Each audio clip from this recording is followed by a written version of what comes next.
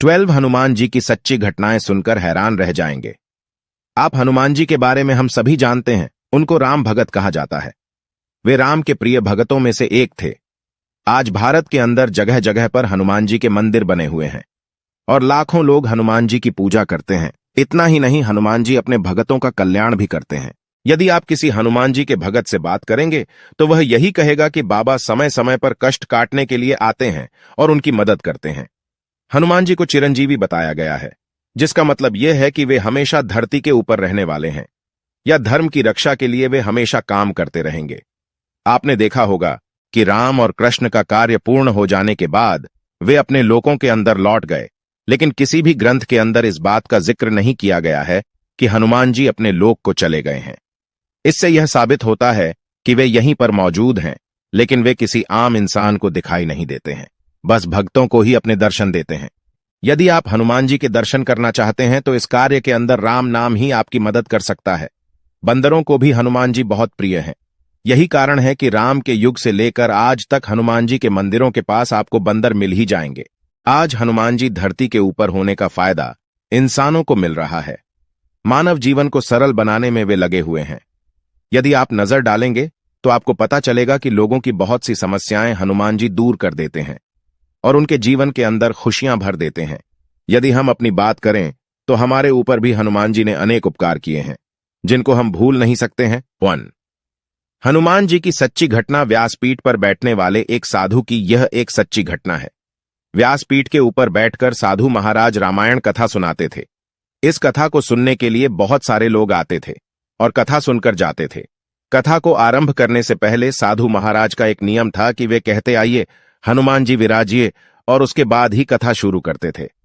वहीं पर एक व्यक्ति कथा सुनने के लिए आता था जो खुद को वैज्ञानिक समझता था। जब कई बार साधु से यह बात सुनी तो उसे लगा कि यदि साधु ऐसा कहते हैं तो क्या सचमुच हनुमान जी आते ही होंगे। कुछ दिनों तक वैज्ञानिक के मन में चलता रहा कि यह बात पूछे या ना पूछे, लेकिन एक दिन उन्होंने साधु से पूछा कि महाराज, आप हनुमान जी को रोज बुलाते हैं और गदी के ऊपर बैठने के लिए आग्रह करते हैं, तो क्या वे सचमुच आते हैं? उसके बाद साधु ने कहा कि हां, जब राम कथा होती है तो हनुमान जी आते हैं और राम कथा सुनने के बाद ही जाते हैं। अब वैज्ञानिक को तो सबूत चाहिए था, तो बोला, ऐसे बात नहीं बनेगी। यदि हनुमान जी आपके यहां पर आते हैं तो आपको सबूत देना होगा। हम कैसे मान लें कि हनुमान जी यहां पर आते हैं? उसके बाद साधु ने कहा कि आस्था और विश्वास को सबूत के साथ नहीं तौला जा सकता है। यदि आपको हमारी कथा पसंद नहीं आती है तो फिर मैं बंद कर देता हूं, या फिर आप यहां पर आना बंद कर सकते हैं। लेकिन वह वैज्ञानिक इस बात को कहां पर मानने वाला था। उसने कहा कि आप ही तो कहते हैं कि हनुमान जी यहां पर कथा सुनने के लिए आते हैं। यदि ऐसा सच में है तो आपको साबित करके दिखाना चाहिए। इस प्रकार से दोनों के बीच खूब विवाद हुआ और उसके बाद साधु मान गए और उन्होंने कहा कि इस गद्दी को आपको आज घर ले जाना है और उसके बाद वापस लाना है। गद्दी को मैं यहां पर रखूंगा और हनुमान जी को मैं यहां पर बुलाऊंगा। उसके बाद यदि तुम इस गद्दी को उठा पाए तो इसका मतलब यह होगा कि हनुमान जी नहीं आए, और यदि नहीं उठा पाए तो इसका अर्थ होगा कि हनुमान जी आए हैं। इस शर्त को मानने के लिए वह तैयार हो गया।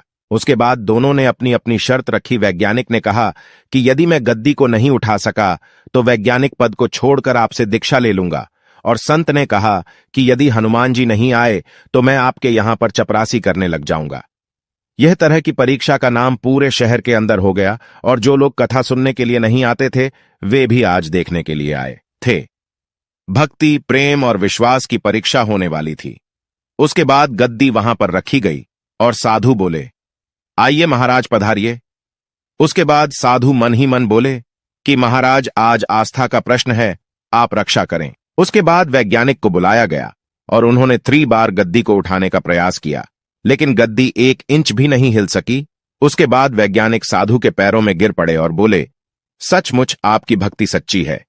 श्रद्धा और भक्ति से जब हम किसी देव की आराधना करते हैं तो उसके अंदर बहुत अधिक शक्ति आ जाती है। तभी तो कहा गया है कि मानो तो देव, यदि नहीं मानो तो पत्थर।